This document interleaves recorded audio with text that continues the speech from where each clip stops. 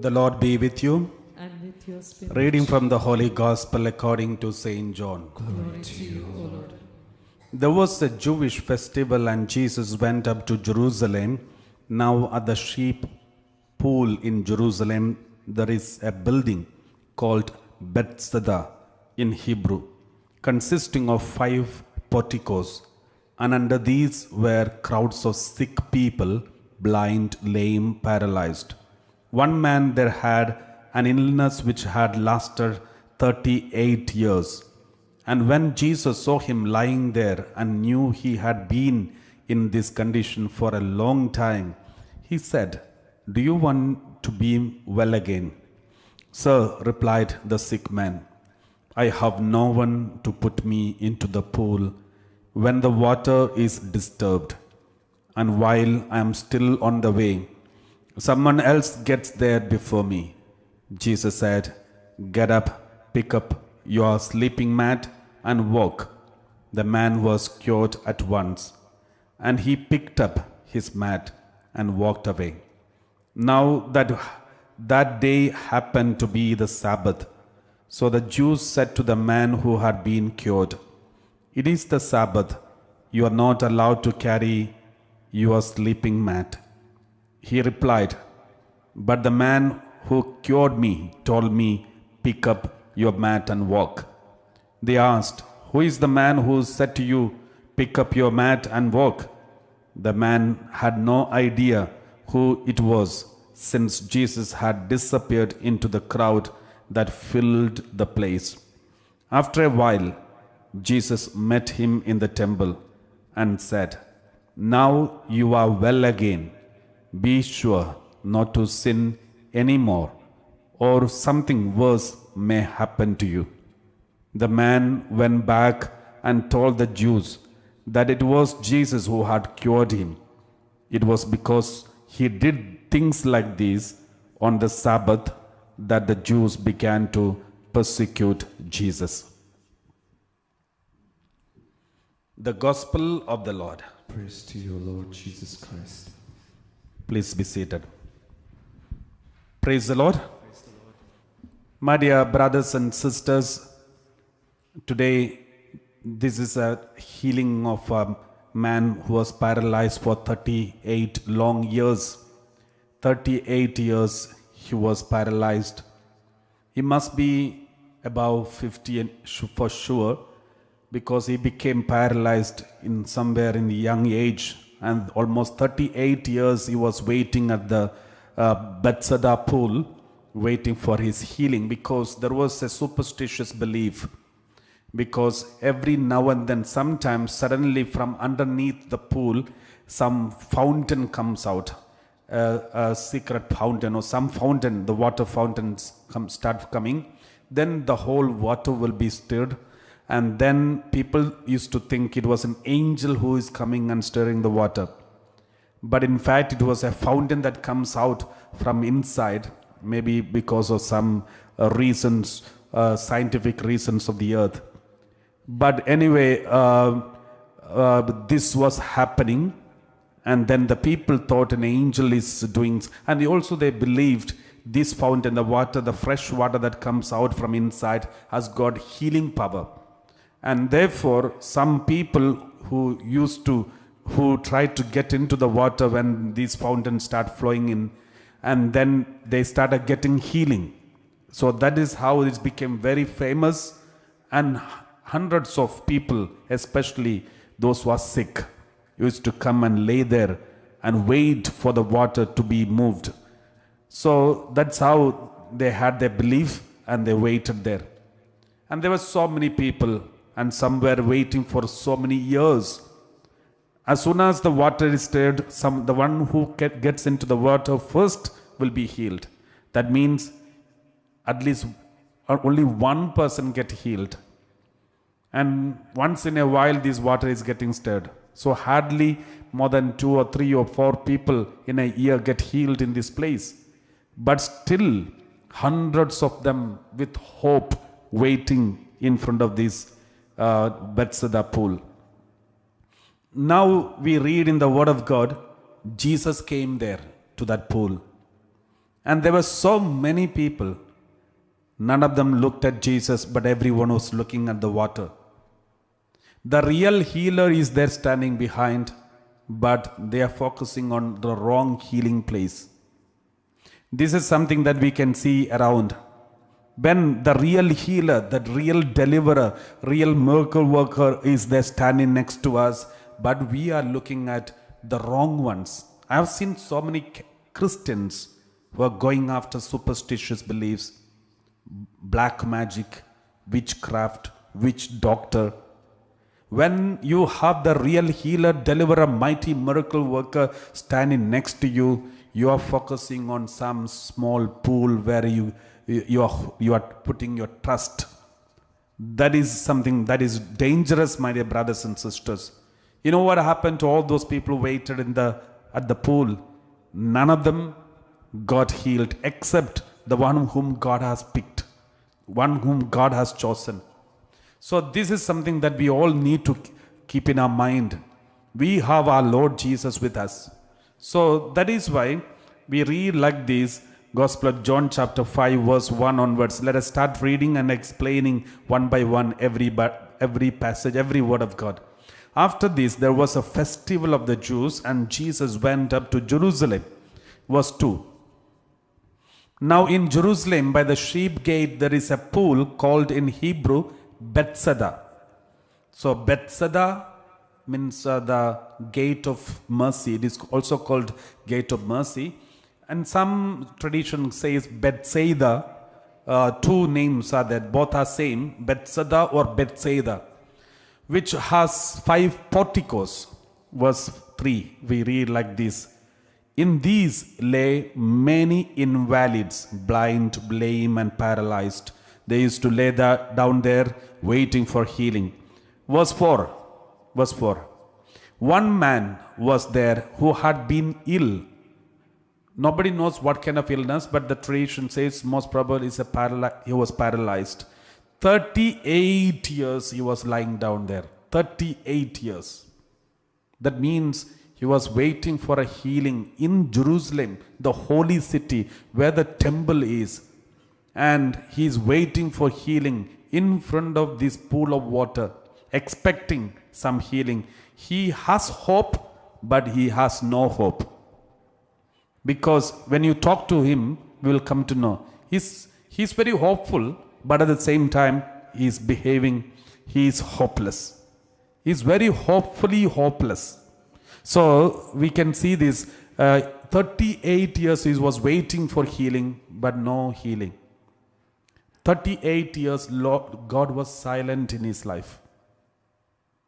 And then, all on a sudden, Jesus comes there.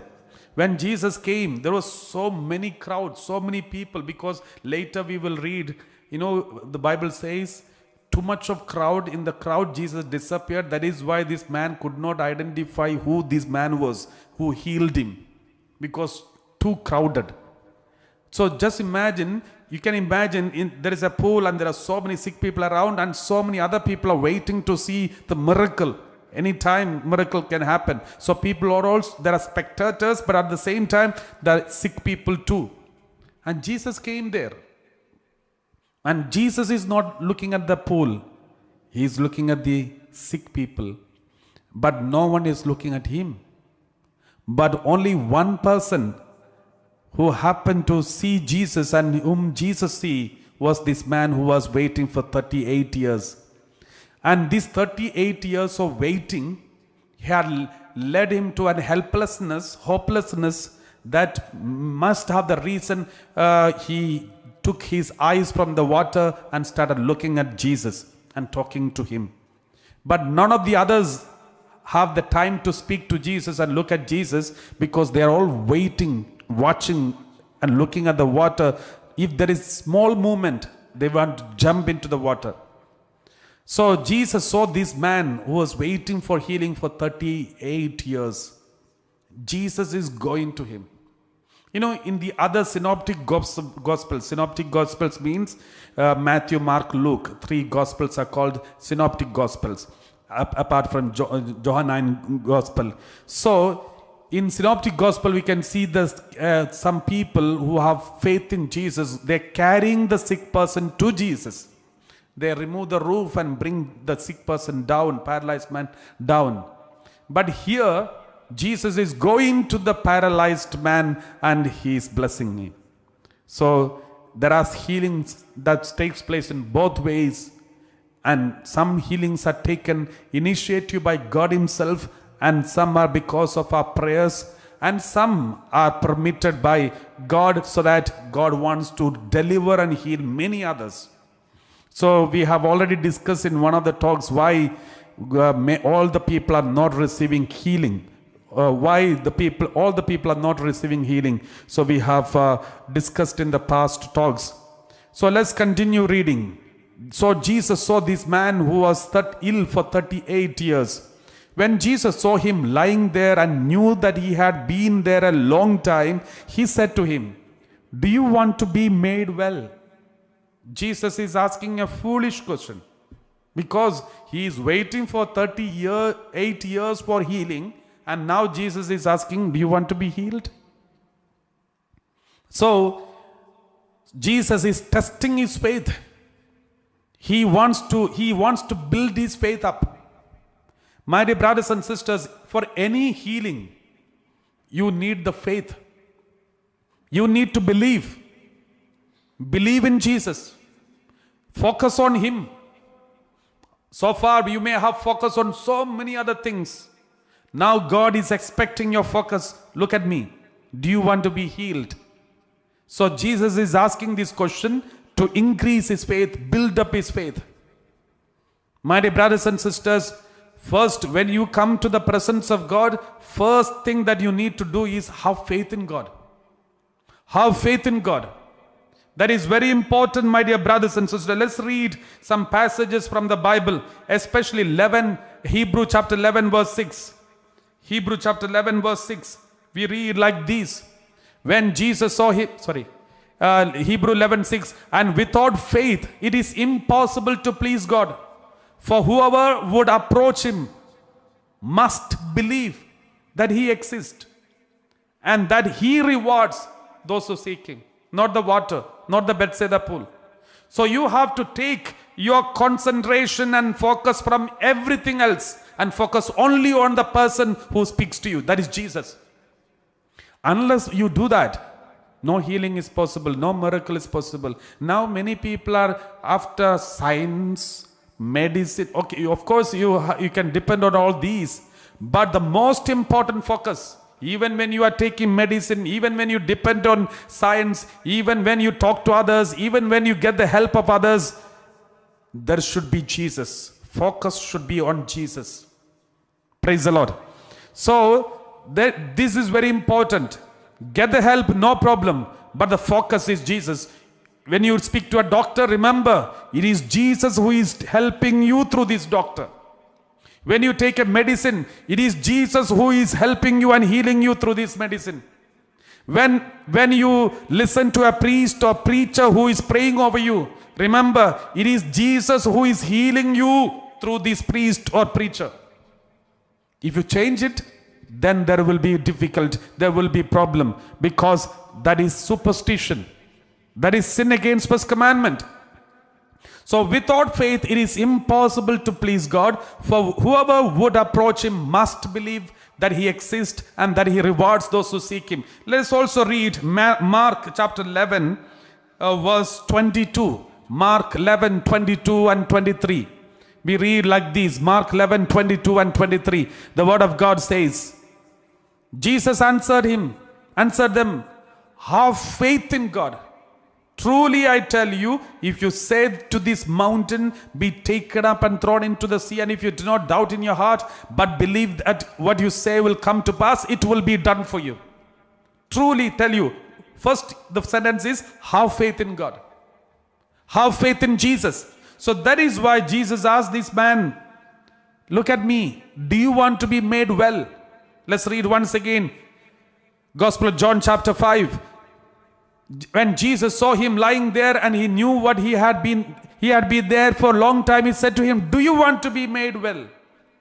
If I was there in the place of this man, I would have answered, of course, I need healing because that's why I'm waiting here for 38 years.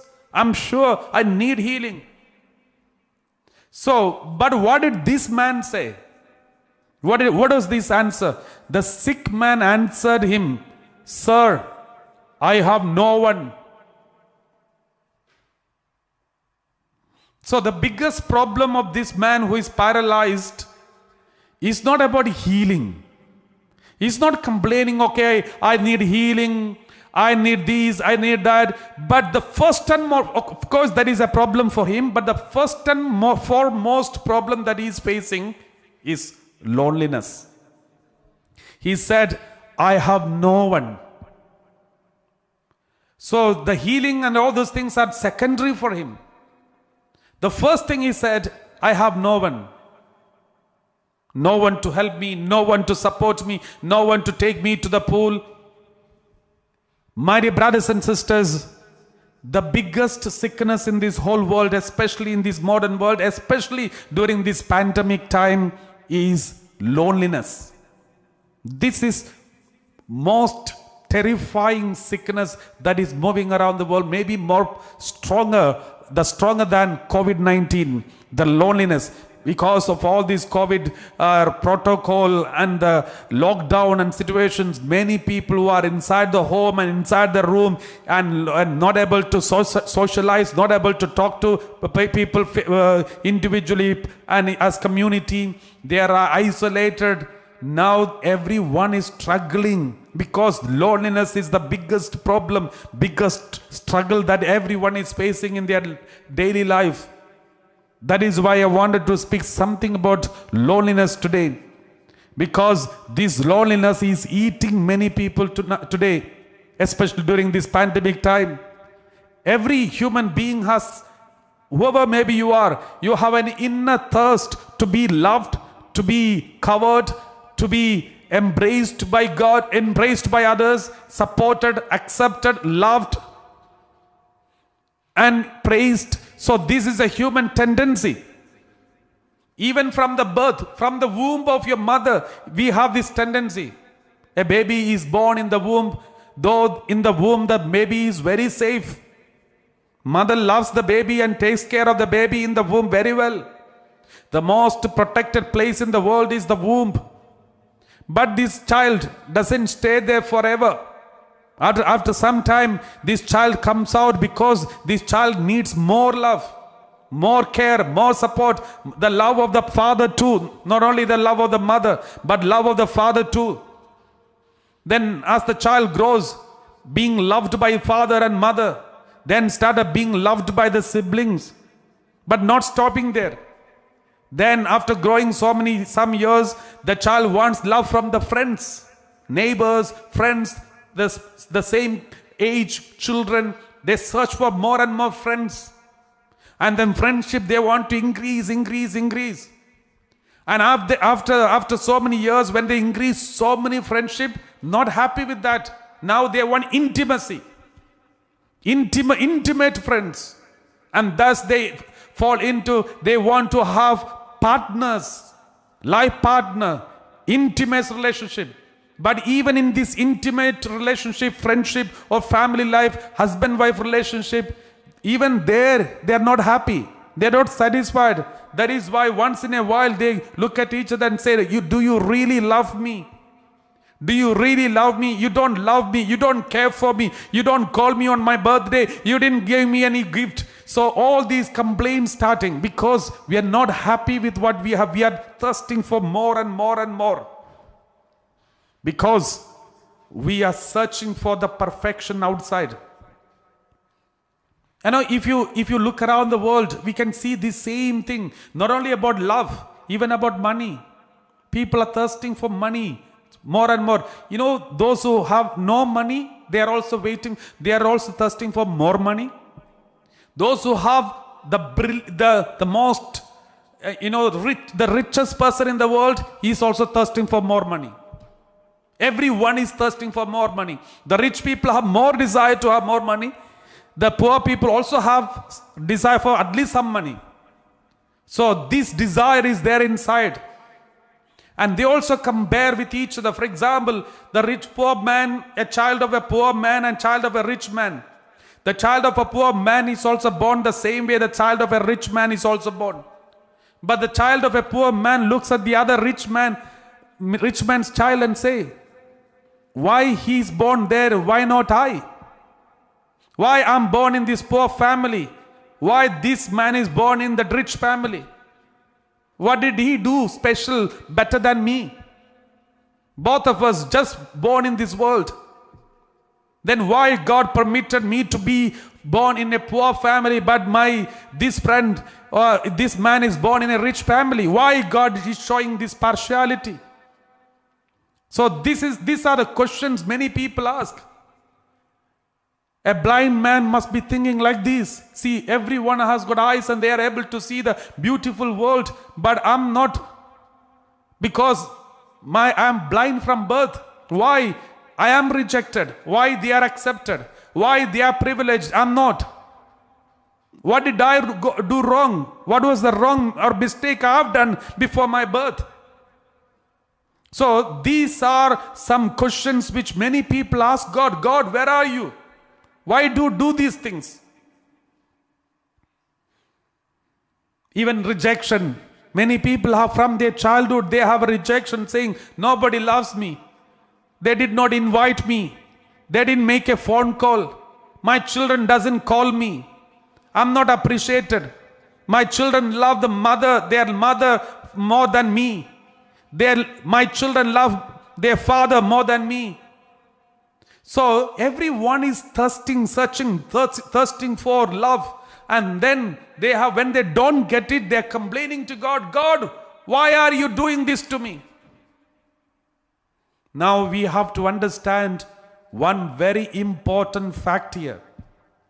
In the Old Testament, we can see a God who loves the human being anytime when human beings are in need of God comes and helps them. The poor Israelites, they don't have an army. When the Pharaoh and the soldiers came up against them, God led them in the front and then led them standing behind and protecting them. At night like fire and daytime like the cloud protecting them. Always God is walking with them. God walked with Abraham. God walked with Isaac. God walked with Jacob. God walked with the 12, the tribes of Israel. God walked with Moses. God performed miracles. In the Old Testament, anytime when they were in need of God, when they were faithful to God, God was there with them. God never abandoned them. God said, even your mother may forget you, father may forget you, but I will not forget you. And God was with them. Then you may ask me, Father, then what happened now in the New Testament? When it comes to the New Testament, there is a difference. A big difference. The difference is this. In the Old Testament, God walked with them, in front of them, above them, behind them, sideways, and all walked with them like friends. But in the New Testament, God is in them. God is inside of them. God dwells inside of you. It is no more I who lives, but Christ lives in me. God is inside of us. He is the one who is leading us. He is the one who is instigating us. He is the one who is guiding us. He is no more outside. He is no more anywhere. So God, He gave His love, His everything for human being. We read like this in the Word of God. John chapter 3 verse 16. John chapter 3 verse 16. Bible says, for God so loved the world that He gave His only Son, so that everyone who believes in Him may not perish, but may have eternal life. God says, my child, you are complaining about what you don't have, what you are happening. But don't you know, I gave my only Son to you. My son, there was a big lake. Near the lake, there are two houses. One is a rich man's rich man's house, and there was another house. There is an ordinary man. And then This man, the rich man, had a big swimming pool full of water. And this ordinary man had only one bucket full of water. And there is a big, huge lake close to this. And this poor man complained to the rich man and said, "You have a big swimming pool, but I only have a bucket full of water." Then the rich man said, "Why don't you just look at behind your house? The whole lake is in front of you. The whole lake is, my swimming pool water is taken from this lake. And you too have a big lake in front of you, but you are looking at my swimming pool and complaining. You are looking so sad looking at my swimming pool. Instead of looking at my swimming pool, look at that lake behind you." So God says, why are you comparing yourself with others? Comparing yourself with other things, what you don't have and what they have. But look at me. I have given my son to you. The whole heaven is for you. Just like the prodigal son and the elder son and the younger son. Younger one has already taken the half of the property and went and destroyed and coming back, and now father is giving more. Then the elder one could not accept it. The elder one complained and said, "Father, why are you doing this? You did not give me even a small young goat, but now you are giving again for him." Then what did father say? Father said, "My son, all what is mine is yours. Why are you worried? I have given my son to you. My son is given to you. The Lord loved the whole world and so much that he gave his own son to this whole world." My dear brothers and sisters, that is what we need to remember. Focus on Jesus who is inside of you. When we compare, when we look at outside, we may compare and we may blame, saying they don't have, they have, I don't have, they have more love, I don't have love. Once you know that Jesus is inside, then you have love inside, then you will be a giver of love, but not a searcher of love. Mother Teresa, she had nothing when she left the convent, but she had love inside. And she conquered the whole world with love. Because she became giver of love. Because there was love inside. She knew there is Jesus inside. Anyone who knows Jesus inside, you can change the world. But anyone who thinks Jesus is for the neighbor, Jesus is a neighbor in his life, in her life, in that life, but not in my life, then you will be poor forever. But a poor person can become rich. Just like Mother Teresa became rich in love when she came to know Jesus is in me. My dear brothers and sisters, maybe no one cares for you, no one loves you, no one had time for you. But don't worry, don't look at them, look at yourself, look inside. There is Jesus inside of you. The biggest solution for loneliness is seeing Jesus inside of you. Praise the Lord. Those who know that there is no Jesus inside, those who think that there is no Jesus inside, then you will search for happiness outside. If Jesus is not there inside, you're not happy inside. If you're not happy inside, you will search for happiness from outside. Let us read this word of God. Ephesians chapter 3 verse 17. Ephesians chapter 3 verse 17, we read like this. Ephesians chapter 3 verse 17. "And that Christ may dwell in your hearts through faith, as you are being rooted and grounded in love." John 14:23. John 14:23, we read like this. Jesus answered him, "Those who love me will keep my word, and my Father will love them, and we will come to them and make a home with them." We will make a home inside of you, not outside. In them. And then we read Romans 8:10. Romans 8:10 we read like this. Romans 8:10 we read, but if Christ is in you, though the body is dead because of sin, the spirit is life because of righteousness. Christ is in you. Galatians chapter 2 verse 20. Galatians chapter 2 verse 20.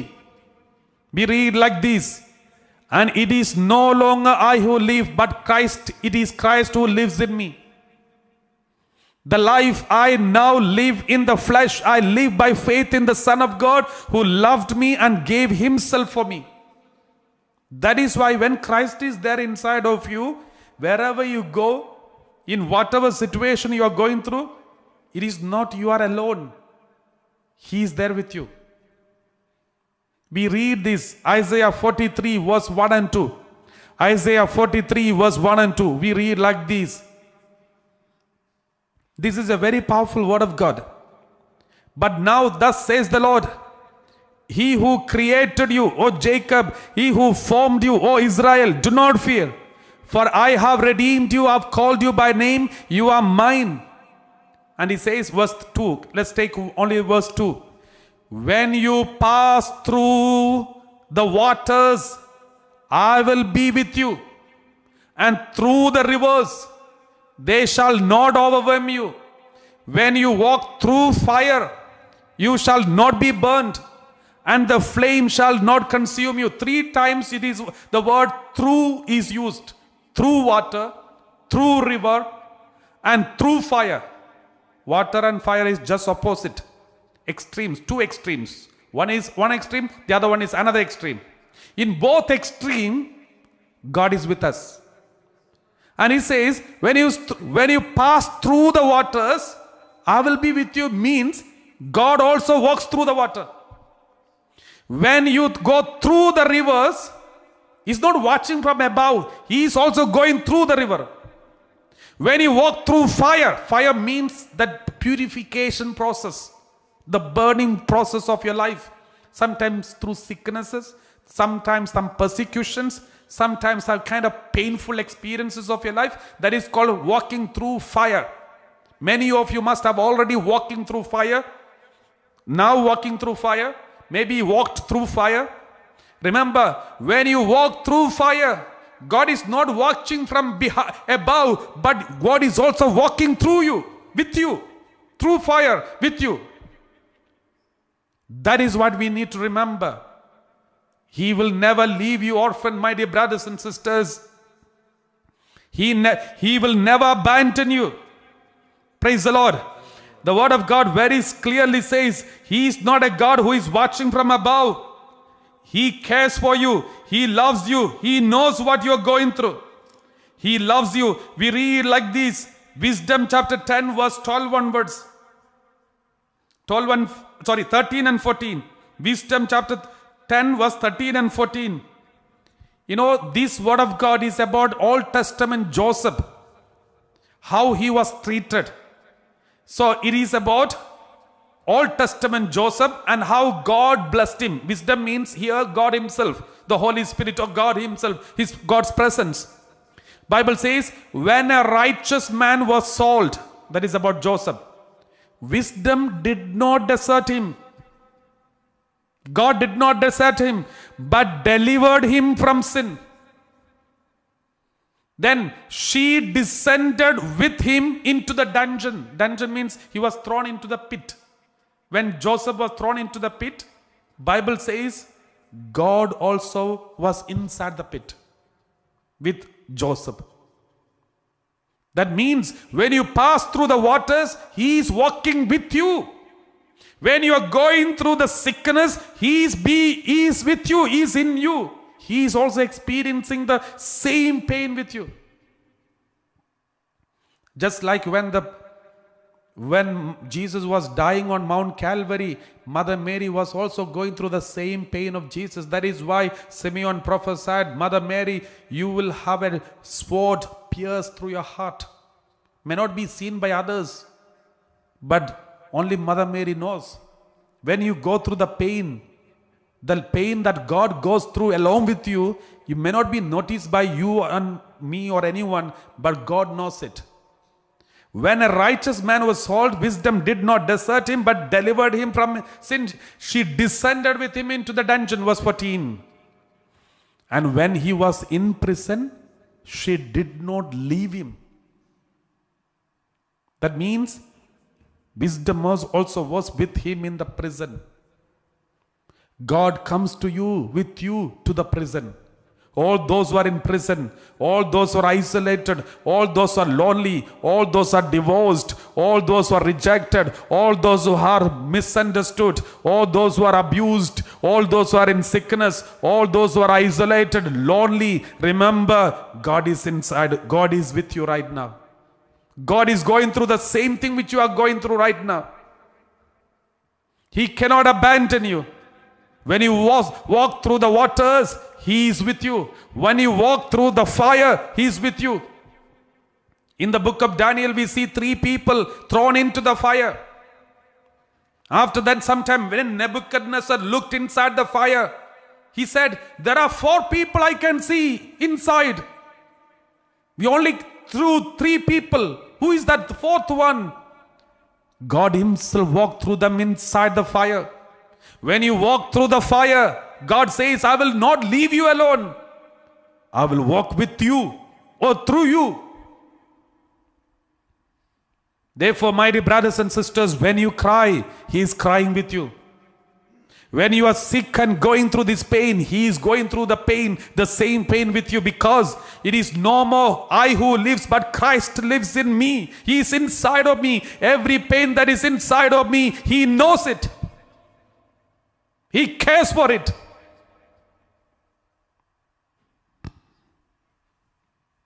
Let us read once again Wisdom chapter 10 verse 14.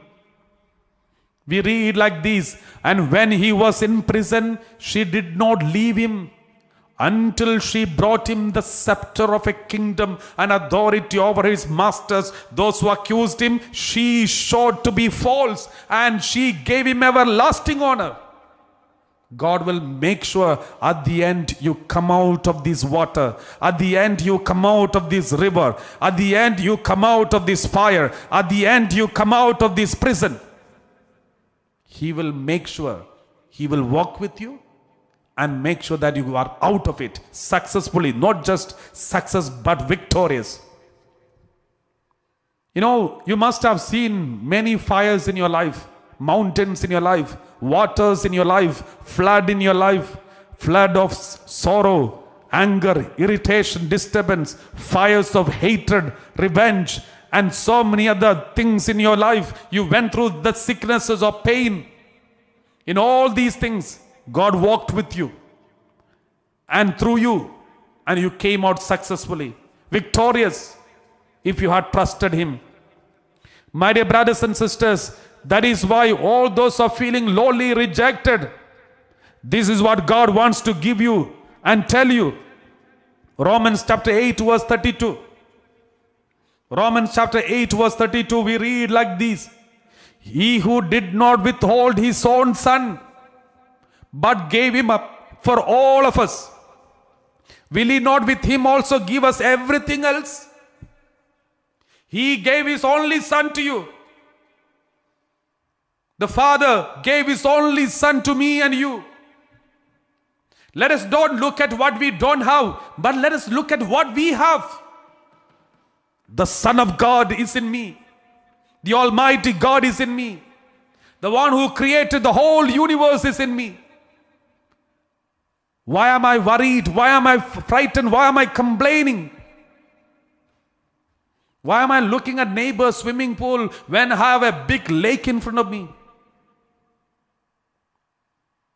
My dear brothers and sisters, this Bible passage, remember, He who did not withhold His own Son, God did not withhold His own Son. It's not God is giving you, when you ask for 10 pound, He's just giving 9 and 50 pound. No, He's not stingy. He gave His only Son to you and me. If He is so generous and He ready to give His own Son, but gave him up for all of us, will he not with him also give us everything else? The whole heaven is for you. That is why Father said to the prodigal son's eldest son, all what is mine is yours, my child. Why are you complaining about a small young goat? All but what is mine is yours. Let us read James chapter 4 verse 1 onwards. James chapter 4 verse 1 onwards. We read like this, James chapter 4 verse 1 onwards. Those conflicts and disputes among you, where do they come from? Do they not come from your cravings that are at war within you? Verse 2. You want something and do not have it, so you commit murder. And you covet something and cannot obtain it, so you engage in disputes and conflicts. You do not have because you do not ask. The Lord says, I am there for you. The whole world is there in front of you. The whole heaven, the whole universe, because I'm the creator of everything. You're worried about your eyesight and you're not able to see the beauty. But the beauty, the creator of the beauty is there inside of you. You are waiting for appreciation, acceptance from the social media and all these things. But I have appreciated you and I am inside of you. The Almighty God who created the whole world and all the social media, and He is there inside of you. Therefore, the Lord is asking us, the solution for all our problems of loneliness is this: believe we have Jesus inside of us. If you really and truly believe that Jesus is inside of you, then we will stop complaining. But we will become giver of love. Matthew 28 verse 20. Matthew 28 verse 20, we read like this. Jesus said, the word of God says, just before He went to heaven, He said, I am with you always to the end of the age. It's a promise. Remember. The Lord says, remember. Every time remember. I am with you always to the end of the age. Many a time we forget this, and that is when we have becoming jealousy, complaining, gossiping, conflicts, because we forget this command, promise of God. John 14:18. John 14:18, we read like this. I will not leave you orphaned, I am coming to you. I will not leave you orphaned, I am coming to you. 2 Timothy chapter 4 verse 16 and 17. 2 Timothy chapter 4 verse 16 and 17. Let us read this word of God. At my first defense, no one came to my support. St. Paul says, no one came to my support, but all deserted me. May it not be counted against them, but the Lord stood by me and gave me strength, so that through me the message might reach. So my dear brothers and sisters, St. Paul says, at the beginning, at the first defense, no one came to me, but the Lord stood by me. You can see in your life, when you complain against your mother-in-law, father-in-law, daughter-in-law, son-in-law, husband, wife and children, siblings, remember this. Stop complaining. When you go through this confusion, conflict and all these situations, you feel lonely, just trust in the Lord. The Lord will never abandon you. When you are rejected by your own family, especially your own husband or wife, don't worry, trust in the Lord. The Lord will stand by. We read like this, 1 Peter chapter 5 verse 7. 1 Peter chapter 5 verse 7, we read like this. Cast all your anxiety on Him, because He cares for you. Cast all your loneliness on Him, because He cares for you. Cast all your burdens on Him, because He cares for you. Cast all your worries on Him, because He cares for you.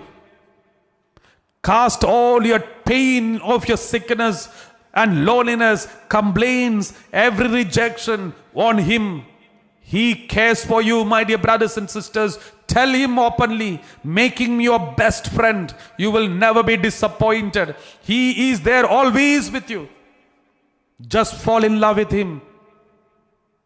You will, in this world, you will have persecution.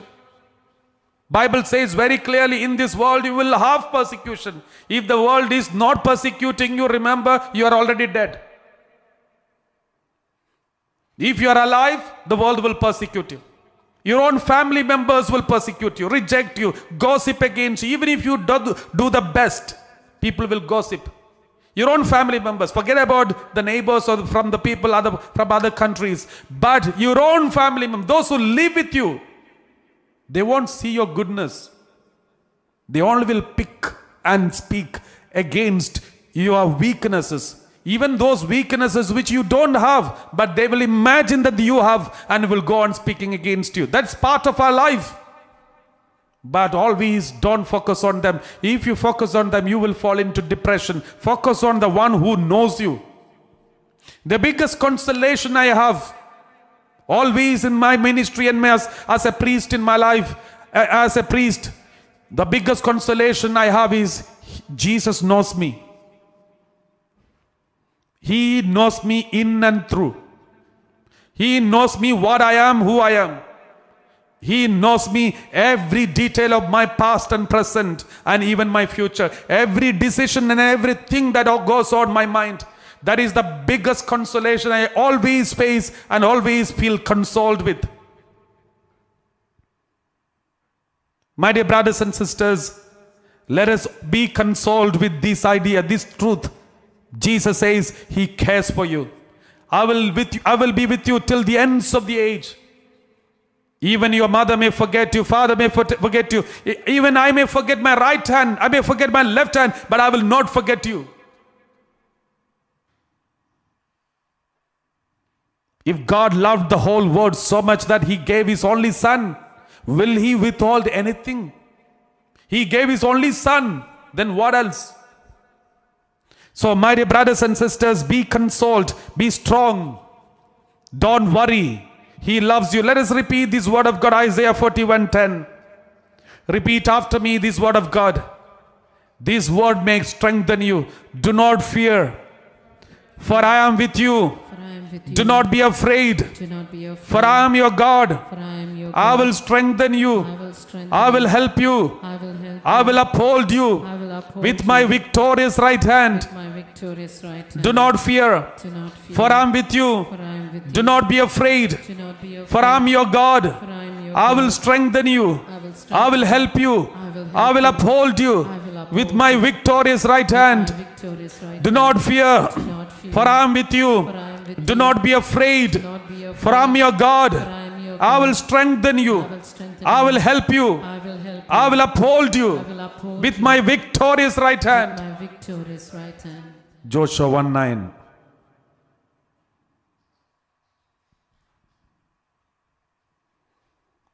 Be strong. I hereby command.